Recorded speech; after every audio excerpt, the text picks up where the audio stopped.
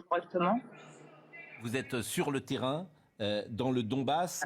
Je voudrais que vous nous donniez les dernières informations de ce qui se passe sur le terrain.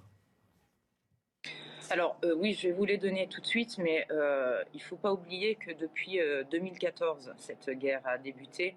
Dans le Donbass, ça est le berceau là où je me trouve. Les gens ici sont épuisés.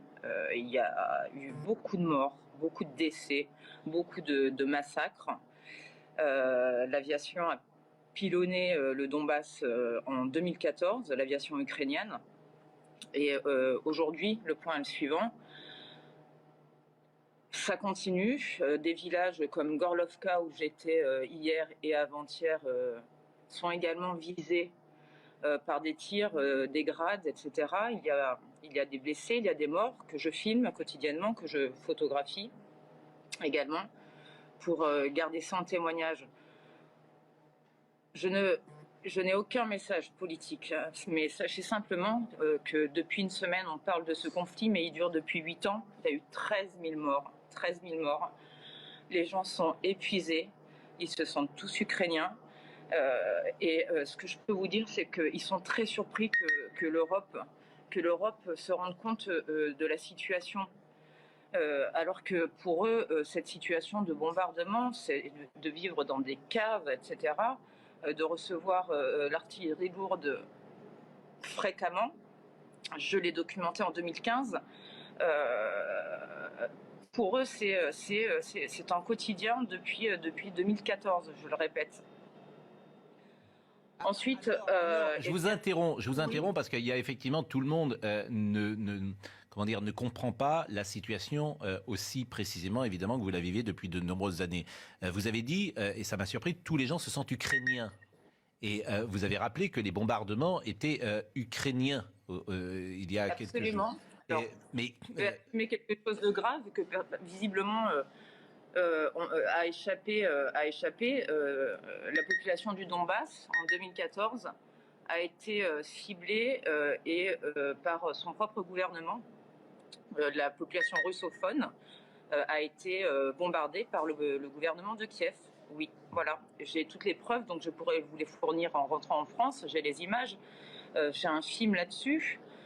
C'est incontestable. Mais aujourd'hui, les bombardements ou les exactions, elles sont russes ou elles sont russes ou elles sont ukrainiennes? Du côté où je suis, elles sont ukrainiennes. Les Russes sont au cœur du pays. Et côté Donbass, donc près de la ligne de front, à Lugansk, où je vais bientôt me rendre, c'est l'armée ukrainienne. Je suis désolée de choquer tout le monde. Non, pas du tout. Et je ne prends pas parti. Au contraire. Et je ne défends pas Poutine. Hein, c'est simplement, moi, je suis au plus près des civils. J'étais l'an dernier en Arménie. Je ne prends pas de position. Simplement. Ce que vous dites est factuel. Il faut quand... Ce que vous dites est factuel. Tout à fait. Et ces populations aujourd'hui a bombardé sa population. Les enfants ont vécu 8 mois dans des caves. Le film que j'ai fait en 2015 est une preuve de toutes ces crimes de l'humanité. J'assume, je vous invite à le regarder. Hier, j'étais avant-hier dans une école. 2 institutrices ont été coupées en deux, le corps coupé en deux. Je rencontre j'ai mis des photos sur mon mur Facebook, des babouchkas, parce que les gens qui n'ont pas, les plus âgés, les retraités n'ont pas pu quitter la zone. Donc les civils sont touchés, soit par l'artillerie lourde, soit par des grades. Enfin bon, je suis pas une spécialiste de l'armement. En tout cas, je vous confirme qu'ici, dans la région du Donbass, côté russophone, encore aujourd'hui, ça bombarde. Hier, Donetsk a été touché.